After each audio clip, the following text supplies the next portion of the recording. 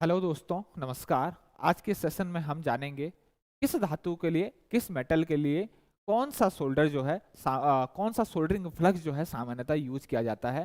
धातु के साथ कौन सा सोल्डरिंग फ्लक्स जो है हम यूज करेंगे, बहुत इंपॉर्टेंट चीज़ है क्योंकि कुछ धातुओं के साथ जो है बहुत स्पेशल जो है वो फ्लक्स यूज सोल्डरिंग फ्लक्स जो है यूज करने पड़ते हैं। तो आइए बच्चों जानते हैं कौन कौन से जो है फ्लक्स यूज किए जा सकते हैं किस धातु के साथ। तो बच्चों एल्यूमिनियम या फिर एल्यूमिनियम एलॉय, जैसे आपका एल्यूमिनियम ब्रॉन्ज है, इसके लिए आपका जो सोल्डरिंग फ्लक्स यूज किया जाता है वो आपका commercially prepared flux and solder होता है और ये सामान्यतः आपका जिंक और टिन का आपका बना होता है। इसके अलावा अगर ब्रास की बात करें बच्चों, तो ब्रास के लिए हम जो फ्लक्स यूज करते हैं, दो तरीके के फ्लक्स यूज कर सकते हैं, इनऑर्गेनिक और ऑर्गेनिक। आपको स्क्रीन पे दिख रहा होगा, दोनों तरीके के फ्लक्स हम यूज करते हैं। इनऑर्गेनिक फ्लक्स कौन से यूज कर सकते हैं और ऑर्गेनिक फ्लक्स कौन से यूज कर सकते हैं, ये स्क्रीन पे आपको दिख रहा होगा। ब्रास के लिए सामान्यतः जो इनऑर्गेनिक फ्लक्स यूज होता है वो आपका किल्ड स्प्रिट, जिसे जिंक क्लोराइड भी कहते हैं, और साल अमोनियक, जिसको अमोनियम क्लोराइड भी कहते हैं, सामान्यतः इनऑर्गेनिक फ्लक्स ब्रास के सोल्डरिंग के लिए हम सामान्यतः यूज किया जाता है। इसके अलावा ऑर्गेनिक फ्लक्स की हम बात करूं तो रेजिन, टैलो दोनों ही यूज किया जा सकता है। कैडमियम के लिए किल्ड स्प्रिट, कॉपर के लिए किल्ड स्प्रिट और साल अमोनियक दोनों यूज किए जाते हैं।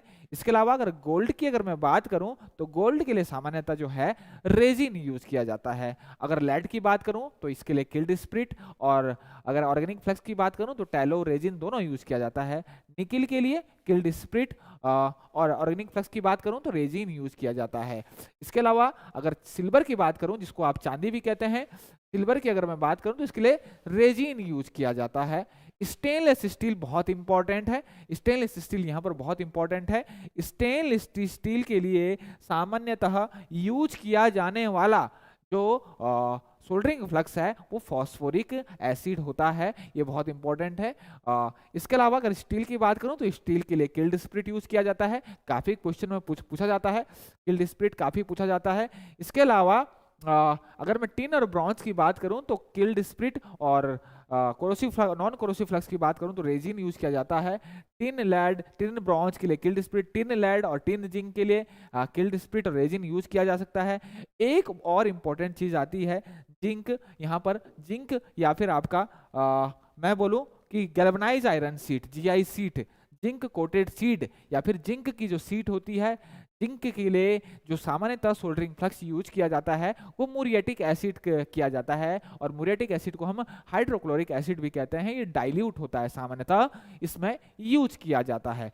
तो एक चीज यहाँ पर आप कॉमन निकल के आ रही है कि सबसे ज्यादा जो यूज किया जाने वाला सोल्डरिंग फ्लक्स है वो आपका जिंक क्लोराइड है। वो कौन सा आपका जिंक क्लोराइड है, जिसको आप किल्ड स्प्रिट भी कहते हैं। कुछ स्पेशल केस है, कुछ स्पेशल कोर्स है, जैसे स्टेनलेस स्टील, यहाँ पर फॉस्फोरिक एसिड यूज किया जाता है, जिंक के लिए मुरिएटिक एसिड किया जाता है। तो ये बहुत इंपॉर्टेंट आपका point, exam point of view से भी आपका हो जाता है।